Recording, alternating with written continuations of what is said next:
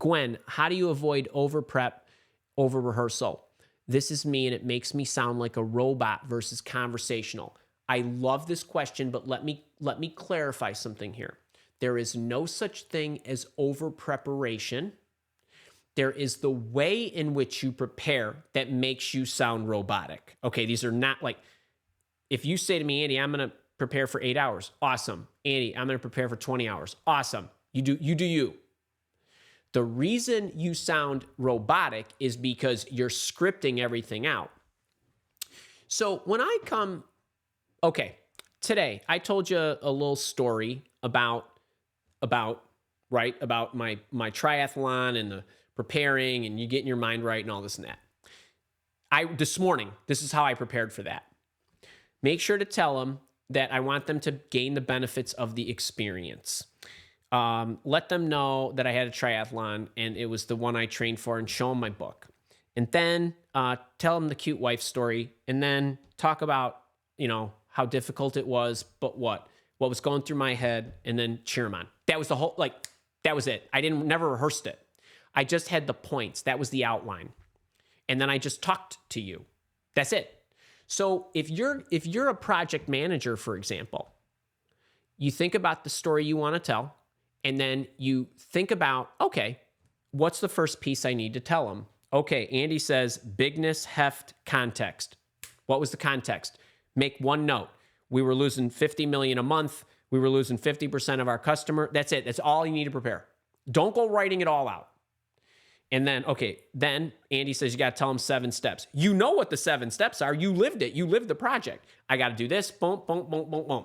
That's it. Just make sure you got the steps. Then what? Okay, go back through. What's the highlight, right? What are the one or two key words that you got to remember for step 1, step 2, step 3, and then bang, cap it off. Okay, so then what I want you to do is I want you to talk it out. I don't want you to write it out. I want you to talk it out. That's a conversation. So first thing I got to tell them is, why did this even matter? We had this problem. We were losing 50% of our customers every quarter or whatever. Okay, that's it. That's all you got to say. Right? So I was called, right? Rising action, 50% we're losing. Hero comes in, wearing the cape, all that stuff, right? That's it. Okay, give them the 7 steps, bang. Oh, building out the marketing team, they asked you how you would do it. You already know the 5 steps you're going to go through. You're preparing the outline, and then you're conversationally talking about the steps. But don't write it all out, because what happens is people are trying to memorize that stuff. Do you have any idea how hard it is to remember all that stuff under duress? Right. So I don't do that. You're the weekly Thursday live office hour shows where I talk for 45 minutes, those take 10 minutes to prep, right? What's the thing? Boom, boom, boom. What's the sample story I want to give there? Okay, just make sure you remember that. And then boom, boom, boom. And then I look at it and I go, okay, I might I don't even talk it all out. I just hit certain highlights to make sure that the sequencing sounds right. And would they know that? And is that the story I want to use? And that's it. But the more you script out, the more robotic you'll sound. And you think, well, no, I need to remember to say this. You lived it. You lived it. Talk it. I would rather you talk it out 70 times if you needed to. That example I think I said yesterday about Corey in Trinidad, when I prepped him 4 days in a row. We prepped Thursday night, Friday night, Monday night, and Tuesday night. Every single time I told you cannot write this out. You cannot write this out. You cannot write this out. You're going in front of the board. And so we would work on a section, his stories, how to introduce yourself, these key stories, those key stories. And I made sure, I was like, don't do that. I need you to, if you want to write it all out, if that's you, then what I need you to do is work off the words, meaning eliminate the words. Write it all out and then only peel the one word you need. Only peel the one word you need, and so on.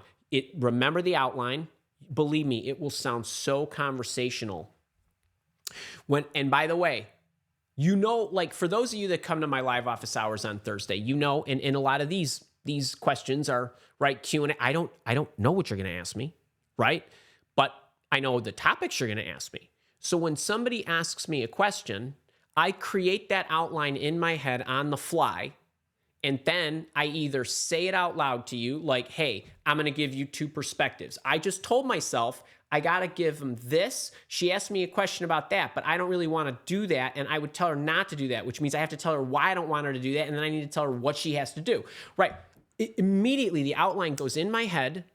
And then I say it to you, we're going to do this and this and this. So now I've given you the map, I have the map, and I've said it to myself. So now I've just said it out loud. Now I know what it is. Then I'm going to fill it in. So in an interview, when you say, I run the project, I do these 7 steps, you're giving yourself the map, you're reminding yourself of what to say, and then they heard it, and now you're going to take them through. And so that's why I don't need the notes.